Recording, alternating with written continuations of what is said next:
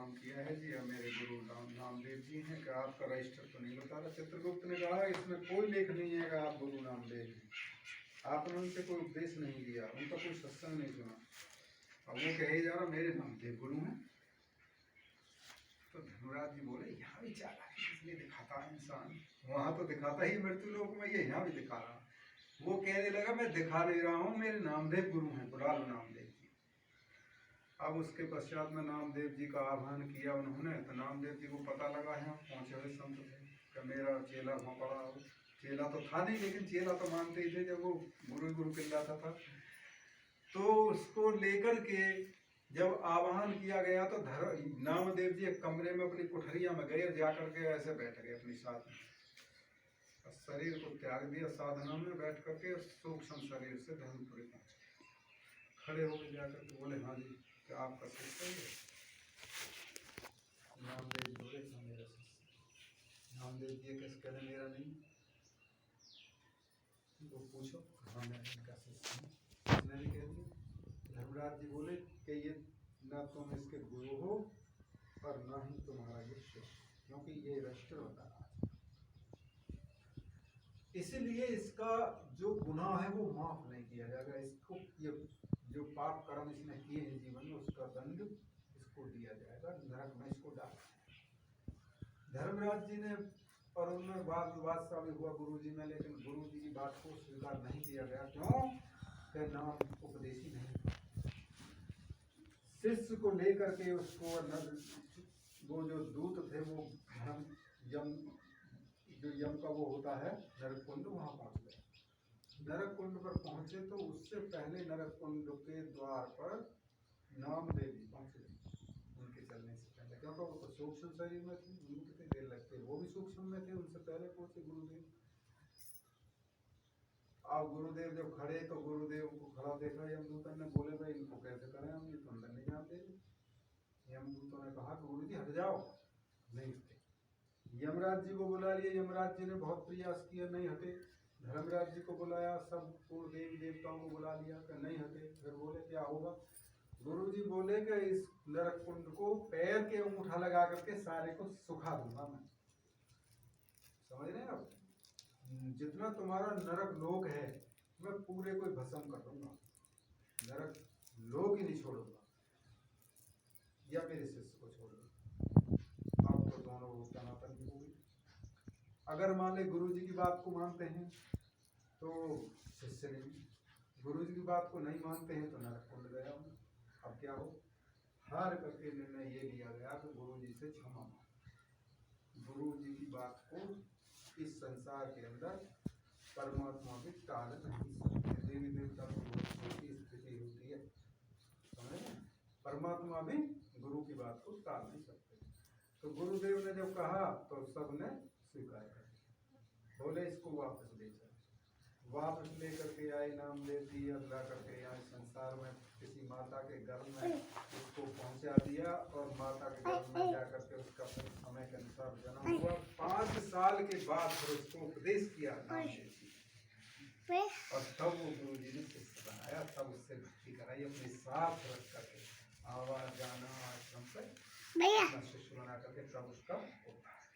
ये होता है ये होता है प्रेम। तो उसका केवल क्या था, एक प्रेम ही तो था बस। नामदेव जी प्रेम के वशीभूत होकर के वो इस तरह से कर रहा था, अपने जीवन का उद्धार कर लिया। तो इसीलिए सुखी कौन होता है? भक्त सुखी होता है। एक पंक्ति के अंदर आया है, भजन है, वो लंबा भजन है। जीवन की डाली पर जहाँ फूल खिले होंगे, जीवन की डाली पर जहाँ फूल खिले होंगे, देखा होगा सबने कांटे भी मिले होंगे, देखा होगा सबने कांटे भी मिले होंगे।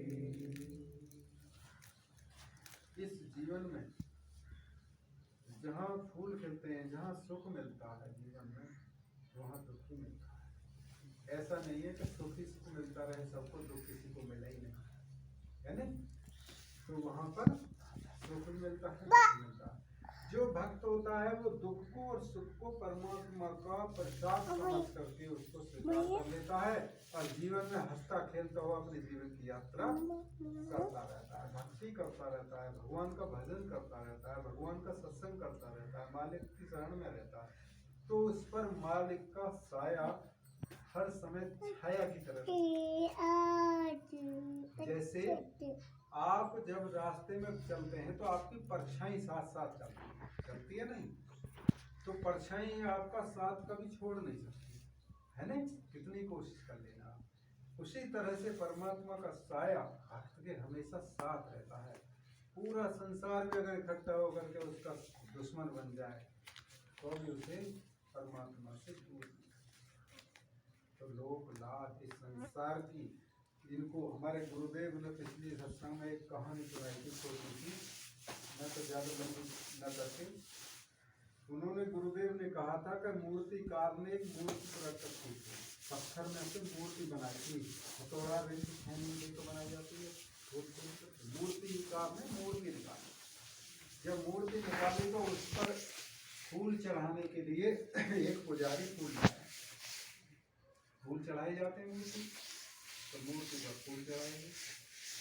तो उस फूल जब चढ़ाए गए तो ब्राह्मण को बड़ी हंसी आई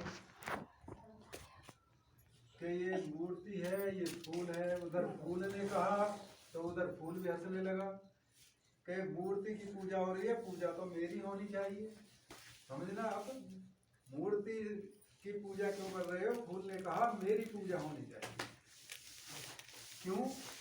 कि मूर्ति तो ये पत्थर में से निकाल करके तैयार की गई है और मैं प्रकृति का एक कण हूँ, मैं प्रकृति का एक पुष्प हूँ, मेरे अंदर सुगंध है, मैं एक चेतन वृक्ष से प्रकट हुआ हूँ और ये पत्थर, ये जड़ है, तो इसकी पूजा ना होकर मेरी पूजा होनी चाहिए। फूल ने कहा। जब फूल ने कहा तो मूर्ति ने कहा उस फूल से कि सुनो, जितनी चोट मैंने खाई है, जितना दर्द मुझे हुआ है, जितनी छेनी रिंच और हथौड़ा मेरे सर पर, मेरे छाती पर काटे गए, मारे गए हैं, अगर तेरे में एक भी हथौड़ा मार दिया तो तेरा तो पता भी नहीं पड़ेगा। एक हथौड़ा मार दिया तो तेरा पता नहीं पड़ेगा। और मैंने कितने कितने झेले हैं हथौड़ा छेनी, और वो जब जा करके मैं तैयार हुई हूँ पूजा के काबिल, मैंने बहुत बहुत संघर्ष किया है। और तुमने वृक्ष कैसे प्रकट हुआ, वृक्ष कैसे तोड़ करके पंडित ने मारी मेरे चरणों में रख दिया ला करके, इतना ही तो हुआ है। अब सोच लो। तो मूर्ति ने जब ऐसा कहा तो फूल कहने लगा, भाई एक हथौड़ा अगर मेरे सर पर मार दिया तो मेरा तो नाम जाएगा, मेरे में झेलने की शक्ति नहीं है। तो जब से झेलने की शक्ति नहीं है तो पूजा की भावना को भी खत्म कर, तुम पूजा कराने के भी योग्य नहीं।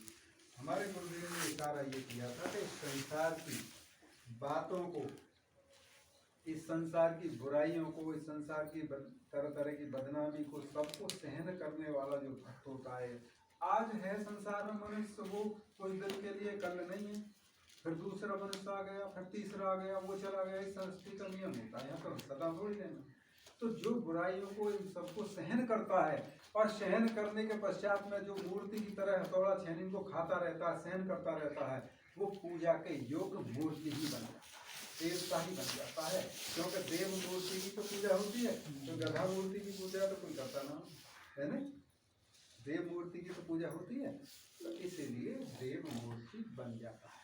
तो गुरुदेव ने कहा था बाद में कि मेरे प्यारे सभी भक्तों, भाइयों, बहनों, बेटों, आप भी मूर्ति बनो, आप भी मूर्ति की तरह बनो, जिससे कि तुम्हारी भी पूजा हो सके, तुम भी पूजा के काबिल हो सके। हाँ, सहन करते रहो।